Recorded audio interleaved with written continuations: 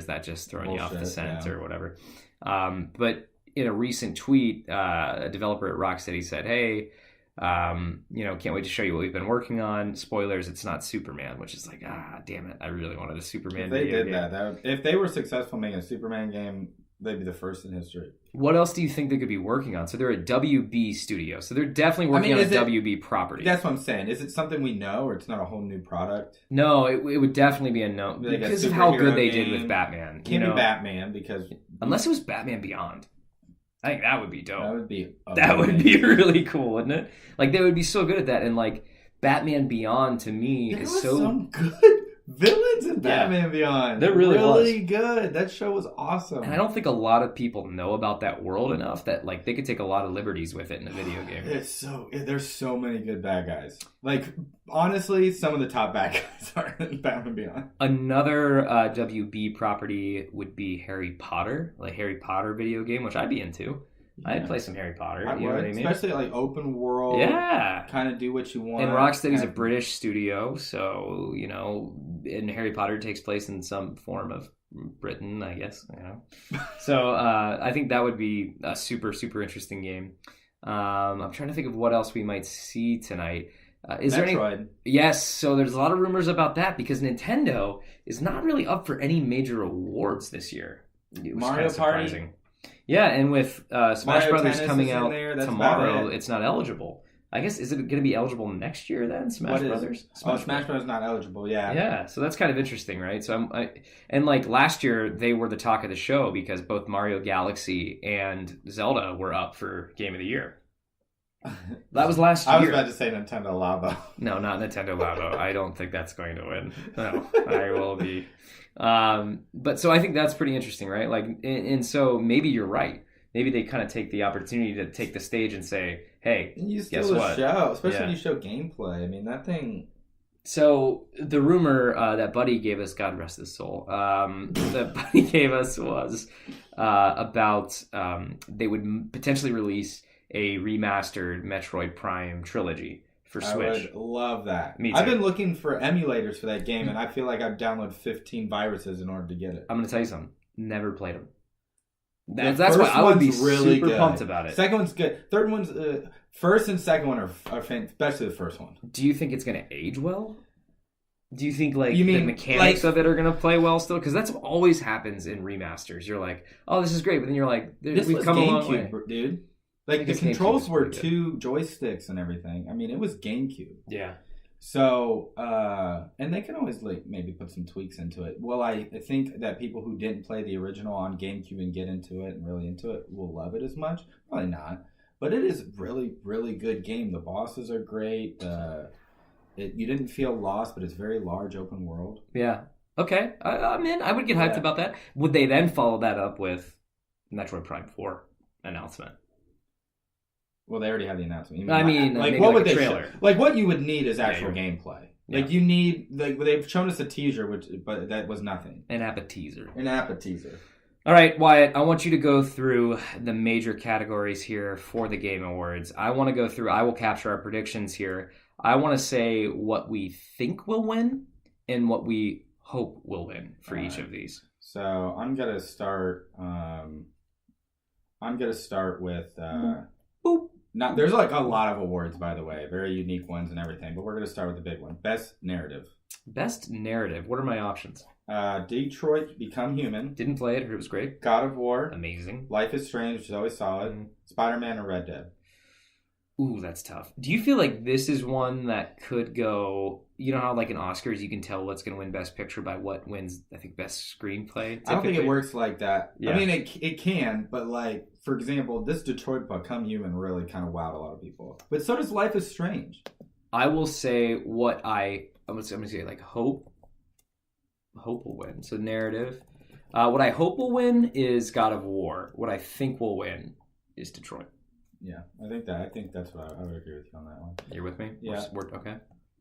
All right, we're going to get on that one. Let's do Best Ongoing Game. So that's one that's been out for a while. So we have Destiny, Fortnite. This one will be a back one. No Man's Sky.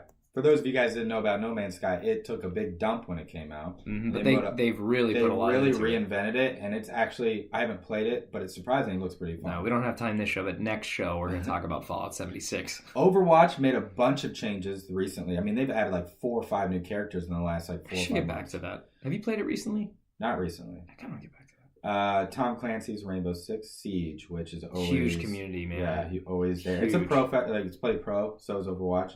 Okay, what I think you gotta go for it. This is, what was the category one more time? I'm sorry. Best ongoing game. Yeah, okay. So it didn't necessarily release this year, but it's just kicking ass as it's still in the mainstream. Is Fortnite for me. What about you? I mean, I think Fortnite's gonna win. If I were to pick any of these, I would probably go towards Overwatch. Okay. So I'm a Blizzard fan. Yeah. But that would be my huge hope. Community there too, and they have done a lot, so okay. All right. And then the big one, Game of the Year. Game of the Year. Assassin's Creed Odyssey, Celeste, God of War, Marvel Spider-Man, Monster Hunter, and Red Dead. Monster Hunter World on there, that seems. Okay. This is where it's tough. All right. So what I think will win. I do think God of War will win this. What I think should win. What I think should win is Red Dead Redemption 2. And I know that that's like kind of the opposite of what I said in my personal stuff, but I'm just saying like the amount of work they put into Red Dead Redemption 2 and the developer that Rocksteady is, like I think they should win that game. And I also think that they will win, or I think that God of War will win it. Sorry, I like talked in circles there for a second, but I think Red Dead should win, and I think they will. I really do. I really think they're going to get it. I don't know. I just think they're trying. I mean, I know God of War was really fun, and it was considered a masterpiece and everything, but Red Dead's got everybody's eye right now. And remember, these are votes. Yeah, this is from the people. You're right. People vote on this. So I don't know how that works. Or is there like a weighting from games journalists that are heavier than what? Yeah, there might be. That's actually that throws a whole wrench. Then Fortnite wins everything. I mean, that's what would happen, right? Like if that was the only thing. Well, you got to think who's going to go to the Game Awards website and vote. Gamers like you and me who are a little bit more objective. Yeah, you're right. Then I love Fortnite, blue, blue, blue, blue, blue. You know what I mean? Yep. So I feel that, and I could think there's probably a weight to it. Certain developers, certain news organizations, that rate probably have a little bit more say. Okay. So I'd ask you this: best action game. Ooh. What do we got? Call of Duty, Black Ops 4, Dead Cells, Destiny, Far Cry 5, and this is a weird one, Mega Man 11, which I did get and played, and it was fun. It's fun to play while you're sitting on the toilet. Okay, it's a pooper game. It's a pooper game. I will say, thinking should, Dead Cells. Oh. It deserves some love, man. Don't get me wrong. The game's fantastic. It deserves the love that it should, you know what I mean? And I think this is the category that they almost put it in to win. I think you're more of a hope. But Call of Duty's going to win that. That would be a big win tonight. I might play some Dead Cells while we watch it, so you can see some of it. I might bring my Switch up here and do that. It's a hell of a game. Right, let's do that. Let me talk about Assassin's Creed Odyssey here for a second. Okay. I bought it during a Black Friday sale because I've heard so many good things about it, and it was half off. I got it for like $30, good. And like I want to play it, and so I actually booted up and started it just so I could try to experience a little bit of it before the Game Awards and be able to talk a little bit about it on the show. My need to go play Red Dead was too strong and I couldn't not do it. So I played it for like a little bit, right? And I will say it's great, but man, you can tell a difference between a AAA game like Assassin's Creed Odyssey and a AAA game like Red Dead Redemption 2. That's being produced by like Rockstar, right? There's just such a different level of polish between the two. Mm-hmm. And the menu systems in Assassin's Creed were like a little wonky. I owe it more time than I gave it, so I'm not writing it off yet. I want to go back and really kind of dive in and give it the time it needs, because like I kind of got this itch now to play open world games where I didn't used to. So, but here's the thing though, like what the problem with Assassin's Creed? So like they're in Greece. But what they do is they take the previous game, they change, they like tweak it a little bit and then put another skin on the same concept. But they don't do the research that something like Red Dead would do. They will go like Red Dead. they went and did research on songs that were sung around the campfire in 1903 and rewrote them for similar today. They have people with accents that speak like that. Sometimes Assassin's Creed, they're what do you call it? That voice acting. Oh God, it's so it's bad. like American Redneck was doing it for American Assassin's Creed Odyssey. So that's the detail they don't do because they're just like get it out, get it out, get it out. We just had the Egyptian game.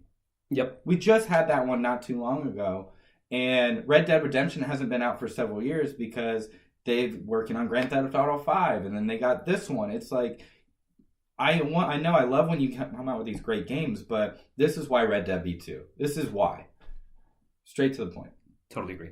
Okay, so what is this best action adventure? So what do you got? Best Assassin's action Creed adventure game award: Assassin's Creed, Odyssey, God of War, Marvel Spider-Man, and Red Dead. Wow. Shadow of the Tomb Raider is kind of the one that's surprising that that's the first time we've seen that on there. I think honestly, let's talk about these are the big games. I think Assassin's Creed, God of War, Marvel, Red Dead, or Spider-Man and Red Dead. And so anything else in the categories with those games are going to be the ones that are going to have an uphill battle. Sometimes I feel like, though, they put those other games in those categories to give them the respect that they need, right? And so it's like, if these other ones, these heavy hitters are going to win the big awards, I think Dead Cells has a shot. Like, if there's a lot of fans of Dead Cells and they really like the game, and there are a lot of them, and there was a community or a Reddit that were like, hey, go out there and, like, vote. I think there's a chance Dead Cells comes out of this thing with an award. But yeah, here's the thing, though. Like, Red Dead has millions of, like, tens of millions of people playing it, and everybody either likes it or loves it.